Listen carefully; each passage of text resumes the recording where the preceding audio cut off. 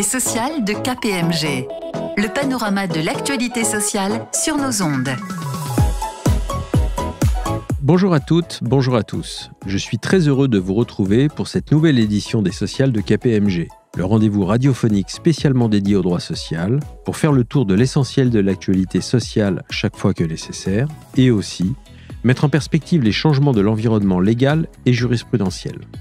Nous sommes le jeudi 11 janvier 2024. Au micro, Xavier Carcin et Olivier Mazy. Bonjour Xavier. Bonjour Olivier, bonjour à toutes, bonjour à tous. Au nom des équipes de KPMG Avocats et de Radio KPMG, nous vous présentons nos meilleurs vœux pour cette nouvelle année 2024. Aujourd'hui, l'émission sera consacrée à la question du droit à la preuve. En effet, l'Assemblée plénière de la Cour de cassation a, le 22 décembre dernier, jugé qu'une preuve obtenue par un employeur au moyen d'un procédé déloyal, en l'espèce un enregistrement clandestin, n'était plus nécessairement irrecevable devant la juridiction civile. Le juge doit désormais opérer au cas par cas une conciliation entre, d'une part, les exigences de loyauté et de licéité de la preuve et, d'autre part, le droit à la preuve, qui est une composante du procès équitable et qui implique qu'un plaideur puisse établir les faits nécessaires au succès de ses prétentions. Comme nous allons l'évoquer, cette solution avait déjà été très largement amorcée par la Cour européenne des droits de l'homme, puis par la Chambre sociale de la Cour de cassation. Cette évolution était donc prévisible. Il convient toutefois de s'interroger sur sa portée pour les entreprises. Nous allons voir, notamment, que la Cour de cassation n'a pas entendu autoriser les entreprises à écarter de manière systématique les règles existantes en matière de contrôle de l'activité des salariés et, notamment, celles interdisant de surveiller ces derniers à leur insu. La jurisprudence ne permet à un employeur de s'affranchir de certains principes que dans des hypothèses particulières où il est confronté à des comportements graves et très difficiles à démontrer. La mise à l'écart des exigences de légalité et de loyauté de la preuve doit être indispensable et ne sera admise que de manière exceptionnelle. Nous verrons par ailleurs que les entreprises ne sont pas les seuls bénéficiaires du développement du droit à la preuve. Les salariés peuvent également se prévaloir de ce droit et l'on peut s'attendre à ce qu'ils puissent également, dans certaines hypothèses, utiliser des éléments de preuve recueillis à l'insu de l'employeur. Vous avez le programme, c'est parti.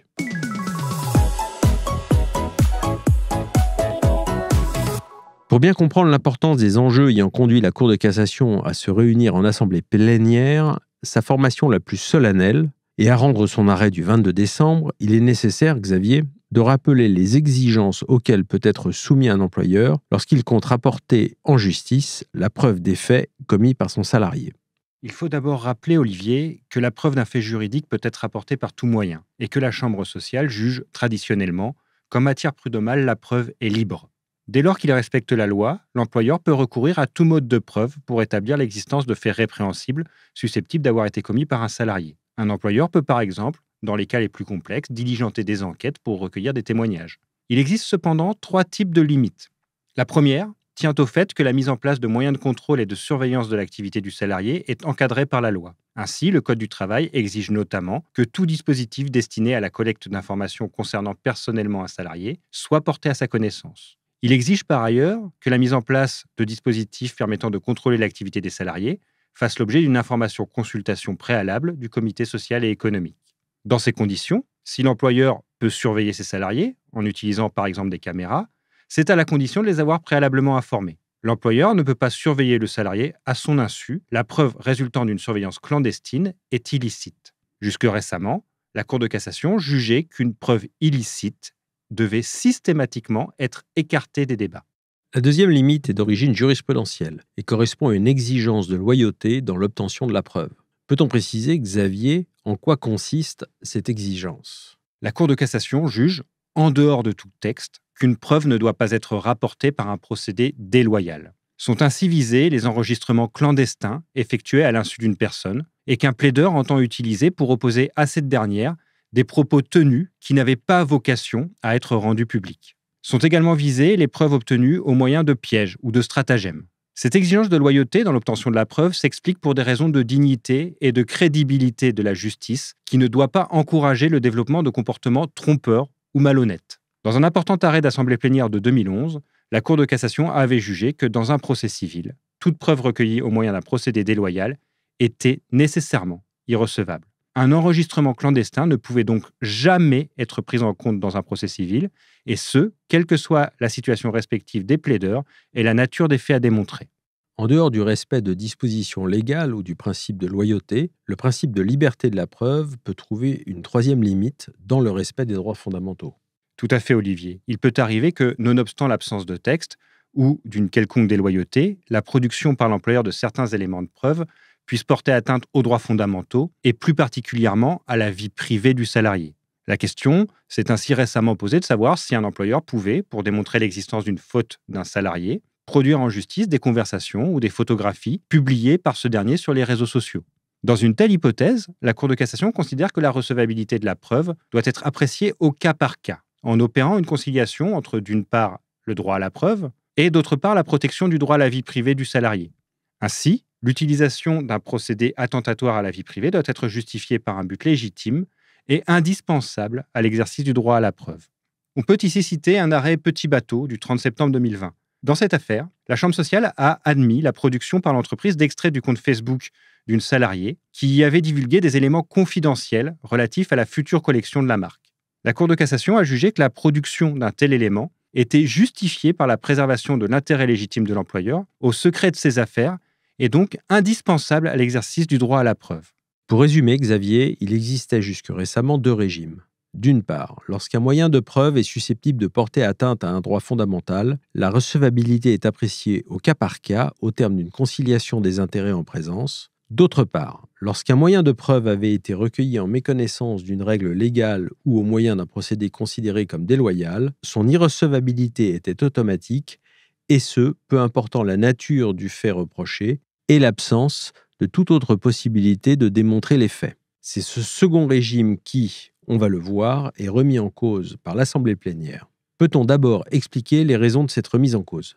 Il faut relever, Olivier, que la jurisprudence relative à la licéité ou à la loyauté de la preuve peut conduire le juge à ignorer des faits avérés et à conférer une impunité aux auteurs de comportements gravement fautifs. C'est ainsi que des employeurs ont été condamnés à verser d'importantes indemnités à des salariés ayant commis des détournements au motif que ces faits n'étaient établis que par des enregistrements vidéo réalisés à l'insu du salarié et donc écartés par le juge. Si l'on peut comprendre une telle solution lorsque le justiciable aurait pu rapporter la preuve des faits litigieux en respectant la loi, l'interdiction totale de certains modes de preuve n'est pas admissible lorsque ceux-ci constituaient en réalité le seul moyen d'établir certains faits gravement répréhensibles. On peut donner l'exemple d'un salarié qui commettrait des actes de harcèlement sexuel à l'égard d'un autre de manière insidieuse. En l'absence de témoignages ou de traces écrites, l'enregistrement clandestin peut constituer la seule possibilité pour la victime et l'employeur d'établir la réalité du comportement litigieux. Lorsque l'utilisation d'un procédé probatoire constitue le seul moyen possible pour un justiciable d'établir des faits qui lui sont préjudiciables, l'interdiction absolue de ce procédé a pour effet de le placer dans l'impossibilité de faire valoir ses droits devant le juge. Une telle interdiction constitue alors une méconnaissance du droit à un procès équitable. C'est donc l'émergence d'un droit à la preuve, vu comme une composante du droit au procès équitable, qui a conduit progressivement le juge français, non pas à écarter les principes de licéité et de loyauté de la preuve, mais à les relativiser en leur conférant une portée moins absolue. Avant d'évoquer l'arrêt d'assemblée plénière, il faut préciser que cette décision ne constitue pas un revirement brutal, mais est le fruit d'une évolution jurisprudentielle. Pour bien comprendre l'arrêt du 22 décembre et sa portée, on peut rappeler certaines étapes importantes de cette évolution. On peut penser, Xavier, que c'est une décision de la Cour européenne des droits de l'homme qui a déterminé le changement de cap opéré par la Cour de cassation. En effet, Olivier, si l'on retrouve la référence au droit à la preuve dans de nombreuses décisions de la Cour européenne et de la Cour de cassation, la décision déterminante en la matière est un arrêt Lopez-Ribalda contre Espagne, rendu par la CEDH dans sa formation la plus solennelle, le 5 octobre 2019. Cet arrêt concernait l'entreprise qui gérait un supermarché et qui était confrontée à une très importante vague de vols qui paraissait résulter de pratiques concertées de la part d'une partie du personnel. Face à une situation exceptionnelle, que le système de vidéosurveillance existant n'avait pas réussi à appréhender, l'employeur avait installé des caméras cachées pour surveiller les salariés à leur insu. Sur le fondement des enregistrements vidéo recueillis, 14 salariés avaient été licenciés pour vol. Bien que la loi espagnole, à l'instar de la loi française, interdise aux employeurs de mettre en place des procédés de surveillance des salariés sans les en informer, et que la preuve ait donc été obtenue au moyen d'un procédé contraire à la loi, Les juridictions espagnoles, au regard des circonstances particulières de l'espèce, avaient admis ces modes de preuve et jugé que les licenciements étaient justifiés. Un des salariés concernés a saisi la Cour européenne des droits de l'homme. Cette dernière, au terme de débats nourris, a admis que le fait qu'une preuve ait pu être recueillie au moyen d'un procédé illégal ne devait pas nécessairement conduire le juge à l'écarter. Elle a notamment jugé qu'une telle preuve pouvait être admise lorsqu'il était établi, au regard des circonstances, qu'il n'existait pas d'autre moyen d'établir les faits invoqués.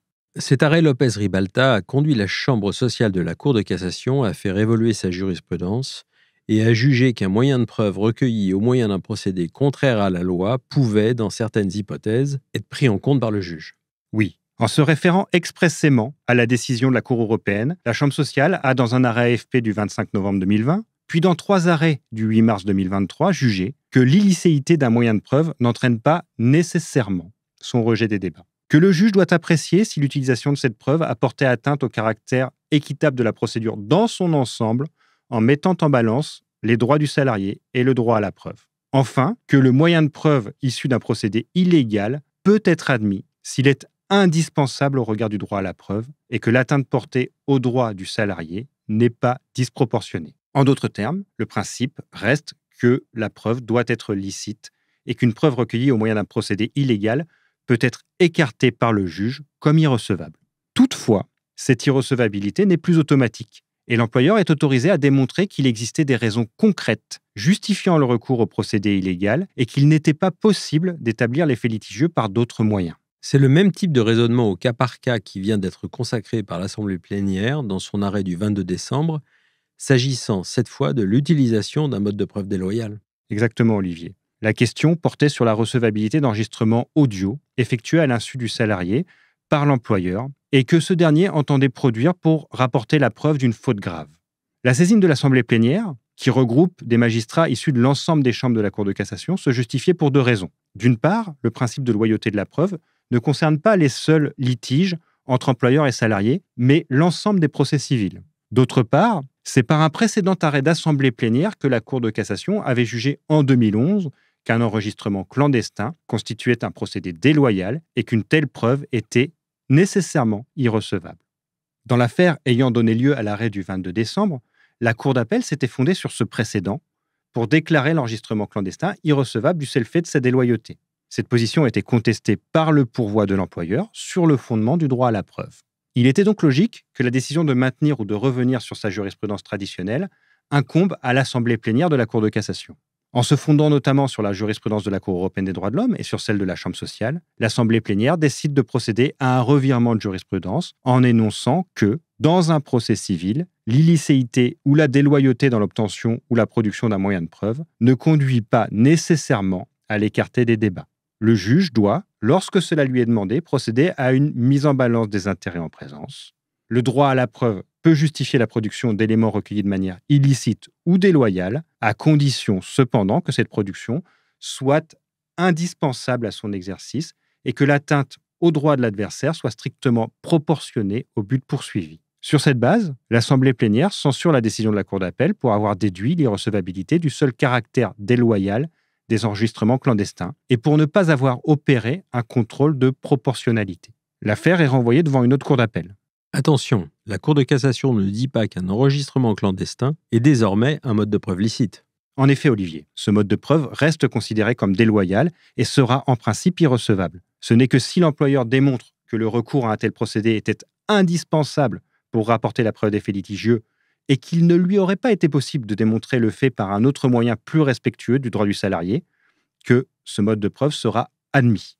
Le principe selon lequel une preuve illégale ou déloyale était ipso facto irrecevable avait pour mérite, outre celui de la simplicité, de dissuader les justiciables d'adopter certains comportements et de produire en justice certains éléments. Ne peut-on pas craindre que la Cour de cassation ait, en quelque sorte, ouvert la boîte de Pandore en admettant que des preuves illicites ou déloyales puissent être admises au cas par cas?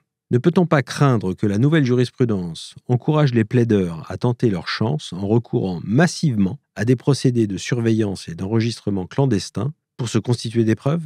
Il est difficile de prévoir si l'évolution jurisprudentielle consacrée par l'Assemblée plénière aura un impact concret sur le comportement des justiciables. Nous ne pouvons cependant que conseiller aux entreprises de s'efforcer autant que possible de respecter les règles légales ainsi que le principe de loyauté de la preuve. Et surtout de ne pas recourir de manière systématique à des procédés clandestins de surveillance ou d'enregistrement. Au risque de se répéter, la Cour de cassation n'a pas écarté les exigences de licéité et de loyauté de la preuve. Le principe reste qu'une preuve illégale ou déloyale est irrecevable en justice. Un employeur qui déciderait de recourir de manière systématique à une surveillance ou à des enregistrements clandestins ne pourra jamais se prévaloir de ces éléments, quand bien même ils auraient permis de mettre en lumière des comportements répréhensibles de la part des salariés. Une telle stratégie aurait des effets désastreux. L'employeur, qui dispose d'un droit de contrôler l'activité de ses salariés, doit respecter les règles posées par la loi. La preuve issue d'un système de surveillance licite permet d'éviter toute discussion quant à sa recevabilité. La recevabilité d'une preuve illicite ou déloyale ne sera admise que très ponctuellement, dans des situations particulièrement préjudiciables à l'entreprise, et que celle-ci n'est pas en mesure de démontrer autrement. Dans quel cas et à quelles conditions peut-on conseiller à un employeur de recourir à un procédé traditionnellement considéré comme illicite ou déloyal ? Le recours à un tel procédé ne peut être utilisé que de manière exceptionnelle pour faire face à une situation concrète qui préexiste. Ce recours doit toujours faire l'objet d'une réflexion préalable. Il doit résulter d'un choix assumé de la part de l'employeur face à des comportements graves particulièrement difficiles à démontrer. On peut penser par exemple à des comportements frauduleux, à des faits de harcèlement ou encore de concurrence déloyale. L'employeur devra toujours être en mesure de justifier la mise à l'écart au cas particulier des exigences de licéité et de loyauté de la preuve en démontrant que les moyens de preuve licites n'auraient pas permis ou n'auraient pas suffi à établir les faits reprochés. Dernière question, Xavier. On vient d'évoquer les conditions dans lesquelles l'employeur peut mobiliser le droit à la preuve pour écarter les principes de licéité et de loyauté de la preuve. Les entreprises doivent-elles s'attendre à ce que les salariés utilisent également des modes de preuve traditionnellement considérés comme illicites ou déloyaux ? C'est déjà très largement le cas. Le salarié ne dispose pas de moyens de contrôle de l'activité ou d'investigation comparables à ceux dont dispose l'employeur. La Cour de cassation facilite donc depuis longtemps l'exercice par le salarié de son droit à la preuve. La Cour de cassation juge par exemple, depuis de nombreuses années, que le salarié ne commet pas de vol lorsqu'il produit en justice des documents appartenant à l'entreprise dont il a eu connaissance, dès lors que cette production est nécessaire pour lui permettre de rapporter la preuve de ses prétentions. Elle a récemment jugé, dans des contentieux de discrimination et d'égalité de traitement, que les dispositions relatives à la protection des données personnelles ne faisaient pas obstacle à ce que le salarié obtienne la production d'éléments relatifs à la situation personnelle d'autres salariés de l'entreprise auxquels il prétend se comparer. Le juge doit là encore exercer au cas par cas un contrôle de proportionnalité. Plusieurs autorités, notamment le Défenseur des droits, ont souligné l'utilité des enregistrements clandestins pour démontrer l'existence de comportements de harcèlement sexuel ou de discrimination. On peut donc effectivement s'attendre à ce que les salariés recourent à de tels procédés. Il convient donc de conseiller aux employeurs et à leurs représentants de redoubler de prudence quant aux propos tenus devant leurs salariés.